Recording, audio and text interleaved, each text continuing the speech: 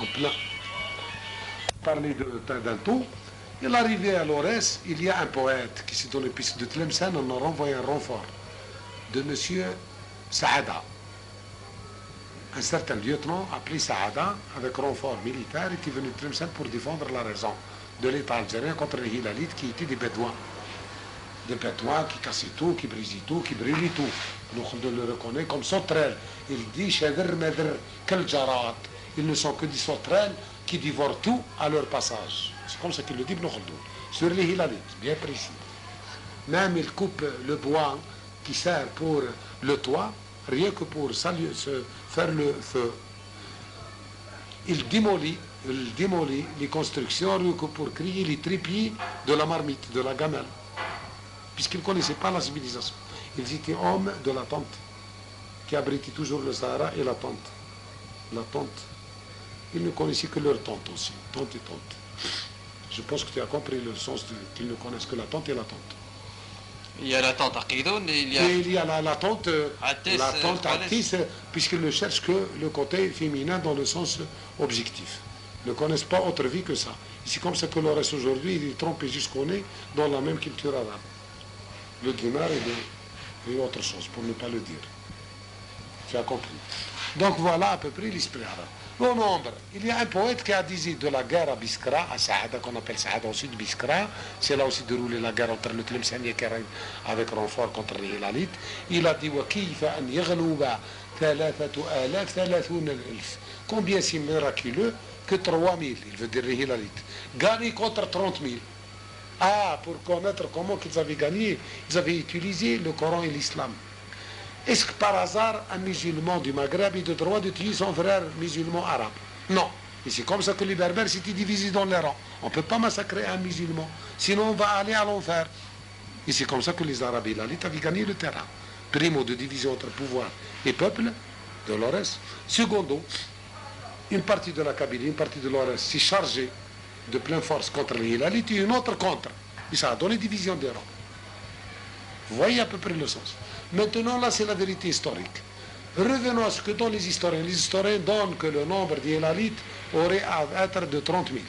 Et dans d'autres livres, on parle de 300 000 Hilalites. Mais moi, je fais défi à ça. Puisqu'en 1830, les statistiques françaises, si je pense Warner, quelqu'un administrateur, avait parlé du nord algérien, sans parler du sud, que la population est la suivante. Que le nombre d'Arabes et de Arabes et de 500 000 Arabes, arabophones, parlant arabe, parlant, sans dire arabe de souche, arabe parlant l'arabe et de 500 000. Berbères parlant arabe, 1 200 000. Berbères parlant berbère, 1 million. Donc total était de 2 700 000 à l'arrivée des Français en 1830. Le nord algérien, sans parler du sud, dans la pratique, dans ce vœu, le berbère beaucoup plus. Touareg, Mozambite et autres. Ouergli, Timessine, Tougrit. Donc tout le monde était berbère, au sud presque. Donc le taux, il est ici à peine de 10%, 15%. 500 000 sur, donc sur 3 millions, 700, sur 2 millions, 700. 500 000. C'est un cinquième, non un quart, à peine un quart. Là, parlons, sans aller à ses origines. Si on parle à ses origines depuis le XIVe siècle, mais il aurait être peut-être d'un millier, de 3 000. Les Hilalites, c'était combien? Je venais de le dire que le poète arabe disait donc ils étaient de 3 000. 3 000. C'est le poète arabe qui disait ça. Mais je fais remonter l'histoire en parallèle, je quitte ce que disait le poète, je passe à ce que disent les historiens. Ils disent 30 000 comme ils disent 300 000. Mais moi je le fidifie. Il n'y a pas de 300 000. Puisqu'il y avait 300 000 Hilalites, on n'aurait pas à avoir en 1830 500 000 parlant arabe. On aurait se retrouvé que tout le monde est arabe. Puisqu'à l'avancée du XIVe siècle, vous voyez qu'est-ce que ça aurait donné. J'accepte donc que 3 000 Hilalites pourraient être vrais. Et qui aurait donné 300 000 en 1830, 500 000 en 1830. Là, c'est logique. Vous voyez, le nombre est très réduit, très limité. Même si on compte les Hilalites. Avec l'arrivée du premier conquéreur, le nombre est très réduit. Le taux est très minime. Mais avant d'aller à ça, moi, je suis arabe. Avant d'aller à ça, moi, je suis arabe. Je suis descendant d'Idriss.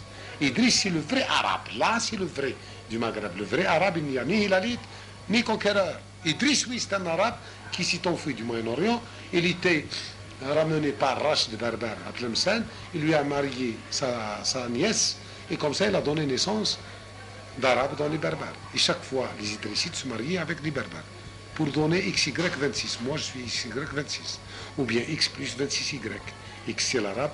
26Y, c'est le berbère. Mais lorsqu'on divise X et Y, écoutez-moi, mais c'est important de comprendre, c'est très important, c'est scientifique. Ça étouffe même les intellectuels, ce que je dis. Attention, ce n'est pas des mots simples. C'est des mathématiques de l'engineering dans l'historique. Si je suis un XY26, X c'est l'arabe, Idriss, Y c'est ma grande ancêtre, la maman, Kenza, et tout le temps se marier dans le berbère. Moi, je suis de descendance à la 26e, après Idriss, que je suis descendu. Et on a l'arbre généalogique de ça. C'est pas du blabla. Écrit dans beaucoup de livres, je peux vous donner des renseignements et des références. Arrivant à XY26, la puissance Y26, et beaucoup de suprématie par rapport à un X, tout supposé. Si on suppose un additif, X plus 26Y, si on suppose que X égale à Y, puisque dans le sens génétique, je peux hériter de mon père, de mon grand-père, à 4 générations, de la femme comme de l'homme. Si on suppose égalité, parfois on vient de la maman, parfois du côté père, de tout ce qui est héréditaire. Donc si on suppose égalité entre le père et la mère, en enfantant, on suppose que X égale à Y. C'est le 100% de l'identité à diviser sur 27. 26Y plus un X. X égale à Y. C'est comme 100% divisé sur 27. Égale 3,5% d'arabité. Moi, le plus arabe des arabes du Maghreb, je n'ai de l'arabité que 3,5%. Donc il n'y a pas d'arabité dans le Maghreb. Il n'y a qu'une berbérité.